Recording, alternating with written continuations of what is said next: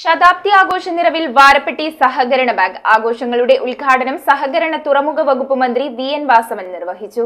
Kothamangalam MLA. Antony ജോണിന്റെ അധ്യക്ഷതയിലാണ് വാരപ്പെട്ടി സഹകരണ ബാങ്ക് ശതാബ്ദി ആഘോഷങ്ങൾ നടത്തിയത്.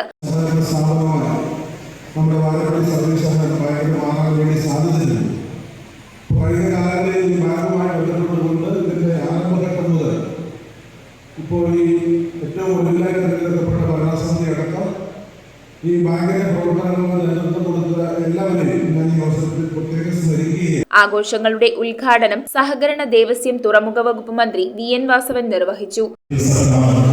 ഈ സംസ്ഥാനത്ത് തന്നെ ഏറ്റവും ശ്രദ്ധേയമായ സഹകരണ ബാങ്കുമായി വളർന്നു. ഇപ്പോൾ ഏതാണ്ട് 115 കോടി രൂപയുടെ നിക്ഷേപവും 93 കോടി രൂപയുടെ ലോൺ ഔട്ട്സ്റ്റാൻഡിങ്ങുള്ള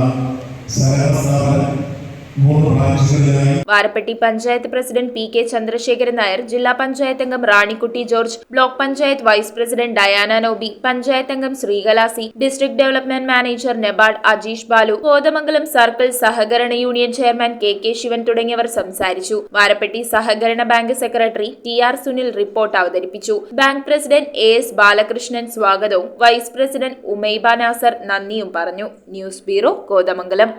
കുറഞ്ഞ പലിശ, കൂടുതൽ പണം, 30 വർഷത്തെ പാരമ്പര്യം, ഹൃദ്യമായ സേവനം, ഞൊടിയിടയിൽ പണം. സൗത്ത് ഇന്ത്യയിലെ 100% വിശ്വസിക്കാവുന്ന സ്ഥാപനം CFL ക്യാപിറ്റൽ ഫിൻസർവ് ലിമിറ്റഡ്. മാറുന്ന ജീവിതം, മാറാത്ത വിശ്വാസം.